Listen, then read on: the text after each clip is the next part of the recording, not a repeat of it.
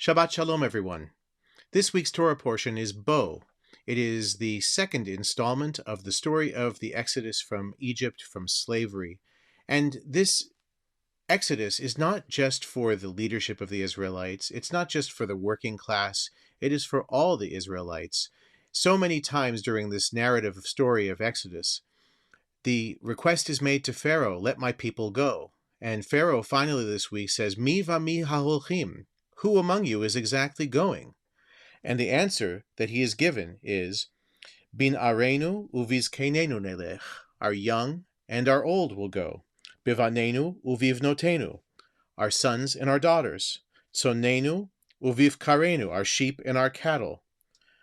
All must go and serve God. It's a strong endorsement of the notion of the unity of the Jewish community. Despite the fact that we're not yet actually a people, we're still an enslaved tribe that has grown in numbers, yes, but still an enslaved tribe. We're not a nation yet. This sense of unity is something that I think that we all can feel very strongly these days as we all go through this pandemic together. It's something that certainly affects aspects of our community disproportionately from others. Nonetheless, all of us are feeling the struggle to be locked in, to be under a curfew, to be looking out and taking health measures that impact not only our own well-being, but the well-being of those around us. And this is a lesson that we learn from early stages of our nationhood. We have to look out not just for ourselves, not just for the quote-unquote important members of our community, but for everyone, from the young to the old, from the cattle. Everyone in our community is important and everyone must be cared for.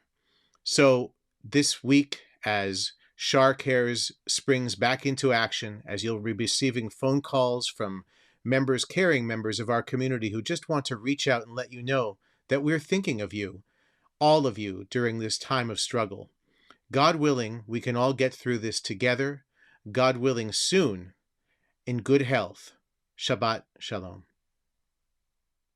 Hi everyone, it's a great pleasure to share my thoughts on Parshat Bo for the Shaar. Do you have Jewish friends that are not involved at all in any Jewish activities? We do not want to hear anything about Judaism. I have a very close friend who hides his Jewish identity even to Jews when he meets them. Not because he is afraid, but because he does not want his Jewishness to play any part in his identity. One day, as we're in a group of only Jews, he explicitly told me not to tell the others that he was Jewish. He is not the only one in this situation. Did you know that in France, less than 10% of Jews only sometimes go to synagogue? Out of 500,000 Jews, the vast majority is not involved at all in the community. We have a lot of different institutions, shul rabbis, but it seems that we are incapable of speaking to the majority of the Jewish people. How does that happen? What does it mean for us, people who care about the unity of the Jewish people? You've guessed it by now. The answer lies in the portion of the Torah that we'll read on Shabbos. Moshe, the now leader of the Hebrews, is still trying to negotiate with Pharaoh, the king of Egypt, to enslave the Jewish people, so that he will agree to let the Hebrews go. And you know what? Pharaoh seems to agree. He says, Lechuna agavarim ve'ivdu et Hashem. The men can go and worship God, but they have to come back to Egypt. But Moshe says, Vayomer Moshe, Binareinu uvizekeneinu nelech, bevanenu uvivenotenu betzonenu uvivkarenu nelech, ki chag Hashem lanu. We will all go, young and old. We will go with our sons and daughters, our flocks and herds, for we must observe the Lord's festival. We will go with everyone, young and old, boys and girls, even our flock in its diversity will go, because it is a chag, a festival, a party almost. And why do we need everyone? Maybe, like Pharaoh said, only the men are needed. A lot of commandments seem to involve only the men in Jewish law after all. The Midrash Lekach Tov, written during the medieval era, comments, Kishem shainu ba'avodah shelcha, kach נהיה בעבודת אלוקינו. The same people who are enslaved by you, Pharaoh, who are serving you, will be the ones required to serve God. This is a great argument. Do you think that you're more important than God?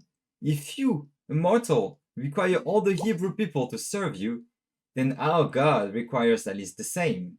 We have all been serving you, so technically, we all deserve to go out and serve God. We have a duty and we ask you to let us accomplish it. This is only a legal and technical argument that Pharaoh can comprehend, but there is a much more profound idea in this answer. The Emek Davar, aka the Netziv, a famous rabbi from the 19th century in Poland, comments, the young and elders are all obligated to worship God, and also the children and the women, even though they are not obligated to worship God, it is a festival for God, and it is not possible to rejoice without our sons and daughters. The Jewish people is all about unity. We cannot let anyone behind, not included in our rituals or celebrations. One of the reasons is because, like we said before, every Jew is sadly part of the disasters that befall us. The anti-Semites, Pharaoh being one of them, maybe one of the first, do not make any difference between a Jew like this or a Jew like that. But it is also more than that. We refuse to leave anyone behind. We cannot rejoice if a sister or a brother is not part of the celebration. It is not a legal problem, it's about the core of what being Jewish means. So even when a Jew does not want to take part in Jewish people, he should know that he is still welcome. And we should, as people who are involved in shuls and other Jewish activities, make sure that people like my friend will feel not only welcome, but needed. Our job is not to make people religious. Everyone is free to create his own path. But it should be to constantly tell ourselves that we, the Jewish people, do not feel complete as long as there will be Jews that we unknowingly excluded. With that in mind, I'm sure that our communities will only get warmer, happier, and bigger. Shabbat Shalom.